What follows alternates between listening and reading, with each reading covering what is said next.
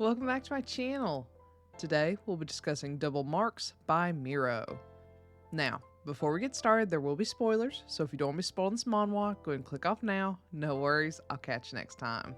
Now for those of you left behind, let's go over some content warnings. There may be references to blackmail, sex in exchange for favors, dubcon, rape, forced marking, violence, nepotism, threats of arranged marriage, prejudice, child abuse, and blood, as these things do appear in the manhwa.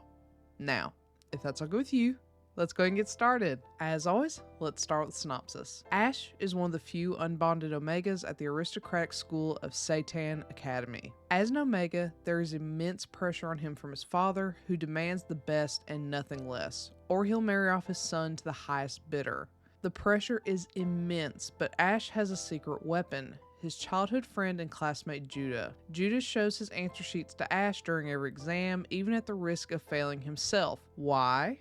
Judah is an alpha and he's hopelessly obsessed with Ash. In exchange for helping Ash cheat, Judah asks for sexual favors for his reward, which Ash reluctantly gives. While this works for a while, the appearance of Isaac exposes their secret arrangement. Isaac is an alpha and he has his eyes set on Ash. His attention on Ash leads him to catch Judah sharing his answers with Ash during an exam. He takes a picture, which he uses to blackmail Ash into having sex with him too. Stuck between two alphas, one of which wants him all for himself, all Ash wants is freedom. But can an Omega ever truly be free? Let's just go ahead and get this out of the way. I hate the art style. It's messy and not in an attractive or interesting way. The characters sometimes look wildly disproportionate and look like entirely different people from panel to panel. However, while I'm not a fan of it, I think it fits the narrative's mood until the ending, but we'll talk about that later. The colors are very muted and some designs give me Death Note vibes. Isaac is like a fuckboy version of Nier, for example. I think this art style works for the dark and despondent narrative. It just isn't my preference.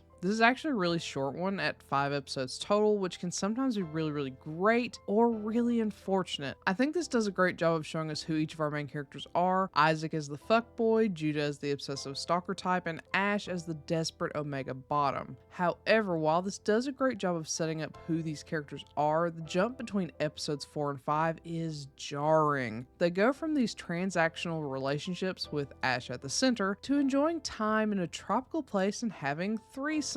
The switch in tone doesn't make much sense. The narrative tries to sell it as being Ash's choice, which is why everything is so nice now, but it just doesn't feel believable. Also, while I'm a huge fan of a poly alpha Omega alpha sandwich, this is the least attractive one I could have imagined, and it's not because of Isaac or Ash. Judah's like the dark version of the puppy dog type, having been Ash's closest friend since childhood. He comes off as very creepy rather than endearing, though based on the story, Ash seems to find his desperate obsession endearing anyway in the end. I do think Ash's reasoning makes sense, as he had been playing with and leading Judah on since childhood, so his feelings towards Judah are more cemented in guilt than true love or affection. Regardless, I hated Judah. Judah is most certainly not my type. I rarely say a BL character isn't my type, but Judah is one of the few. Though I don't think it makes much sense within the narrative, I do like the ending in general. However, why would Judah accept Isaac when he was so vehemently against sharing before?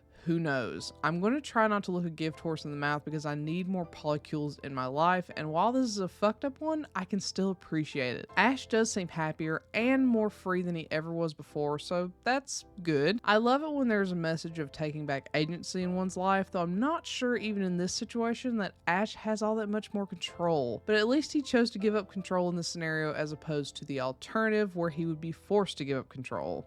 With all that being said, I was pretty harsh on this, but let's face it, it's only 5 episodes. It's super cheap, and if you just want some dark smut, look no further. I do think it's worth the money, regardless of whether it was to my preference or not. I do wish the story had been more well crafted, with more development in the relationship between our trio, but there can only be so much done in such a small package. It's not my favorite, but it's fine for the size of a dark, smutty morsel. So, have you read Double Marks? If so, what do you think?